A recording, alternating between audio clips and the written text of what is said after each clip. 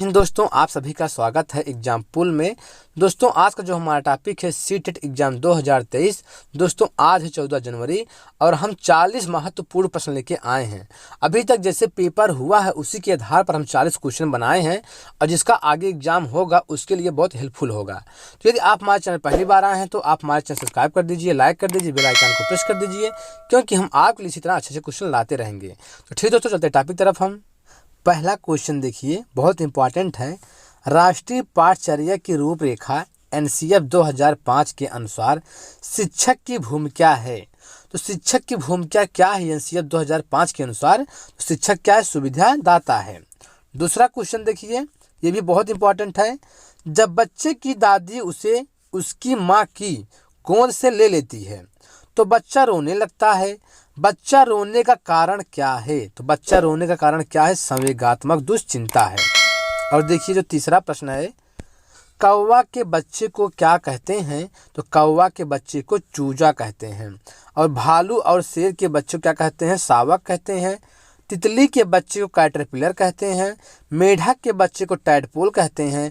और बाज के बच्चे को इयास कहते हैं। देखिए बच्चे से एक प्रश्न आता है सीटेट में पर्यावरण में।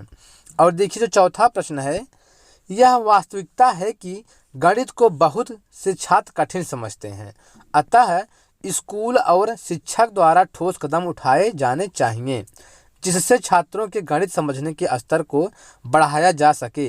उक्त दृष्टिकोण है, तो किसका दृष्टिकोण है? ये शिक्षा नीति 1986 का है।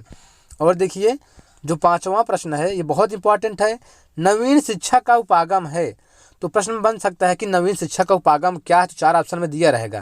तो इसमें से कोई भी अगर आपको ऑप्शन में दिया है तो इसमें आप देख लीजिए, इसमें पढ़ लीजिए ध्यान से। इसमें से कोई ऑप्शन में दिया रहे उसी के ऊपर आप टिक लगा दीजिएगा। तो नवीन शिक्षा का उपागम क्या है? उपचारात्मक उपागम और दक्षता आधारित उपागम, ये क्या है? सब नवीन शिक्षा के उपागम है। सहगामी शिक्षण उपागम, गतिविधि आधारित उपागम और बाल केंद्रित उपागम, ये सब क्या है? नवीन शिक्षा के उपागम है। अगला प्रश्न, एक सह शिक्षा कक्षा में लड़कों से शिक्षक यह कहता है, लड़के बनो और लड़कियों जैसा व्यवहार मत करो। यह टिप्पणी क्या दर्शाता है?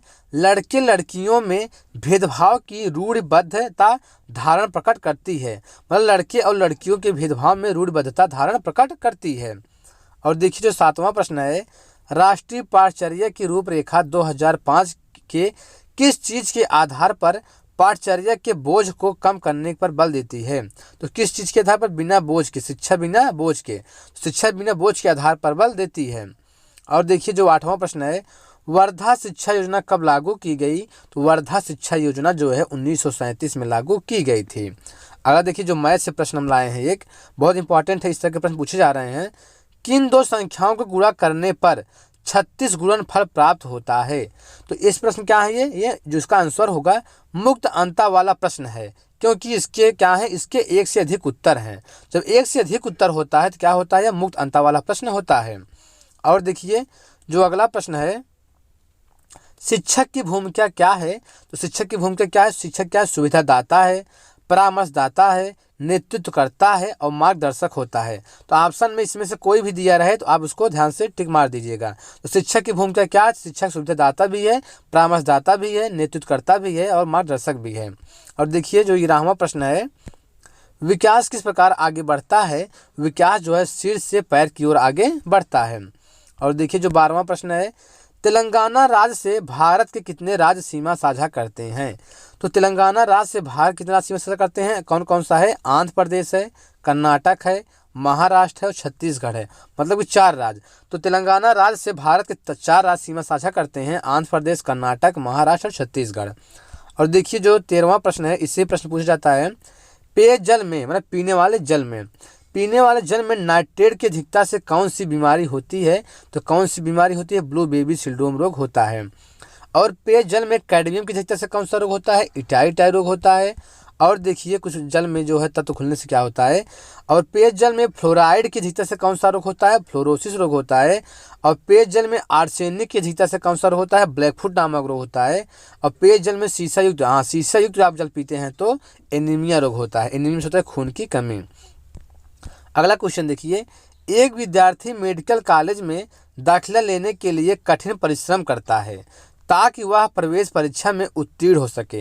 यह विद्यार्थी किससे अभिप्रेरित है? तो किससे अभिप्रेरित है? आंतरिक रूप से अभिप्रेरित है।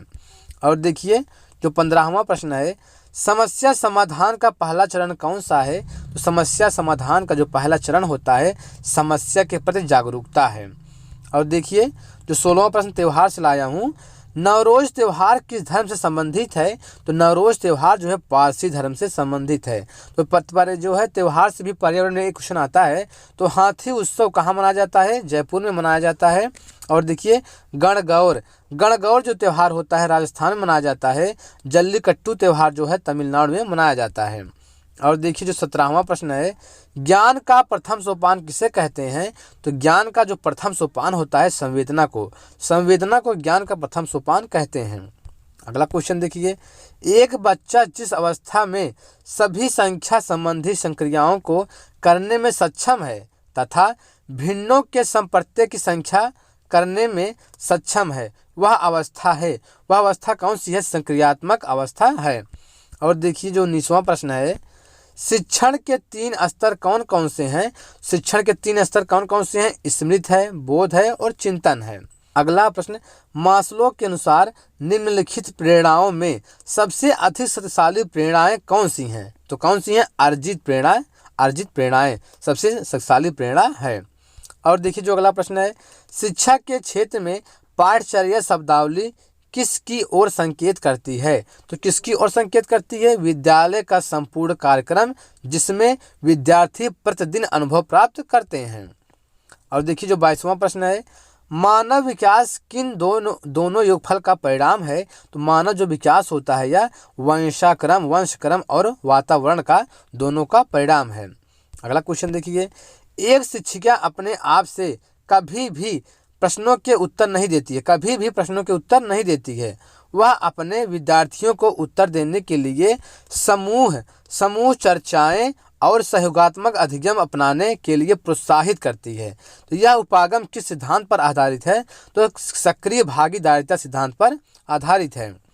और देखिए जो अगला प्रश्न है, विशिष्ट से सामान्य की ओर किस नियम से संबंधित है? तो विशिष्ट से सामान्य की ओर आगमन विधि नियम से संबंधित है। और 25वां क्वेश्चन देखिए, किस वैज्ञानिक के अनुसार विकास सीधी रेखा में नहीं होता है? तो किस वैज्ञानिक के अनुसार? कोहलबर्ग के अनुसार जो विकास होता है सीधी रेखा में नहीं होता है। अगला क्वेश्चन देखिए, छात्रों की शैक्षिक उपलब्धियों का पता लगाने का सर्वोत्तम उपाय है। तो छात्रों की जो शैक्षिक उपलब्धियों का पता लगाने का सर्वोत्तम उपाय क्या है? मूल्यांकन। और देखिए जो अगला प्रश्न है 27 प्रश्न, कौशल को सीखने में पहली अवस्था होती है। तो कौशल को सीखने में जो पहली अवस्था होती है अनुकरण होती है। और देखिए जो 28वां प्रश्न है, मलाई घेवर और चूरमा बाटी किस राज्य का खाद्य व्यंजन है? तो किस राज्य का खाद्य व्यंजन? राजस्थान का खाद्य व्यंजन है। तबक भाजी और कलाडी पनीर, राजमा, कहवा ये जो है जम्मू कश्मीर का खाद्य व्यंजन है। और देखिए ढोकला, खांडवी, लेमन राइस गुजरात का जो है खाद्य व्यंजन है। लिट्टी चोखा और चावल दाल ये जो है बिहार का खाद्य व्यंजन है। और देखिए जो 29वां प्रश्न है, प्राथमिक स्तर की पाठ्य पुस्तकों का निर्माण करते समय आप किस बिंदु पर विशेष ध्यान देंगे? तो किस बिंदु पर विशेष ध्यान देंगे? हिंदी भाषा के वैविध्यपूर्ण रूप से शामिल हों। और देखिए जो 30वां प्रश्न है, सर्वप्रथम किस देश में मुक्त विश्वविद्यालय की स्थापना हुई? किस देश में? इंग्लैंड में। सर्वप्रथम इंग्लैंड में जो है मुक्त विश्वविद्यालय की स्थापना हुई थी। और देखिए जो अगला प्रश्न है, प्राथमिक कक्षाओं में रोल प्ले का उद्देश्य होना चाहिए। तो रोल प्ले का उद्देश्य क्या होना चाहिए? विभिन्न संदर्भों में भाषा प्रयोग के अवसर प्रदान करना। और देखिए जो 32 प्रश्न है, कौन सा अजैविक घटक के अंतर्गत आता है? तो कौन सा अजैविक घटक के अंतर्गत आता है? प्रकाश है, वायु है, जल, मृदा, ये सब क्या है? ये सब अजैविक घटक के अंतर्गत आते हैं। और देखिए जो अगला प्रश्न है, स्काफ होल्डिंग से कौन से वैज्ञानिक संबंधित हैं? तो स्काफ होल्डिंग में जो सहारा देना, तो इससे कौन से वैज्ञानिक संबंधित हैं? वाइगोत्स्की संबंधित हैं। और देखिए जो 34 प्रश्न है, पुनर्बलन सिद्धांत है। तो पुनर्बलन किसका सिद्धांत है? ये स्किनर का सिद्धांत है। और देखिए जो 35 क्वेश्चन है, एक समावेशी कक्षा में भाषा शिक्षक को किस बिंदु का सबसे अधिक ध्यान रखना चाहिए? तो किसका सबसे अधिक ध्यान रखना चाहिए? विविध प्रकार की दृश्य शब्द सामग्री का उपयोग करना चाहिए। दोस्तों हमारे चैनल सब्सक्राइब कर दीजिए, क्योंकि हम आपके लिए इसी तरह क्वेश्चन लाते रहेंगे। और देखिए दोस्तों, जो 36 क्वेश्चन है, आपकी कक्षा का एक बच्चा किसी समस्या को समझने का प्रयास कर रहा है, आप उस बच्चे के विषय में क्या कहेंगे? तो क्या कहेंगे? बच्चे में वैज्ञानिक सोच का विकास हो रहा है।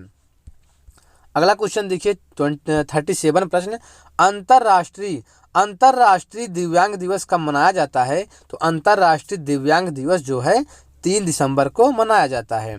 और देखिए जो 38 प्रश्न है, पियाजे ने किसी बच्चे के विचारों में नए विचारों के समावेशन हो जाने को क्या कहा है? तो क्या कहा है? सातवीकरण कहा है।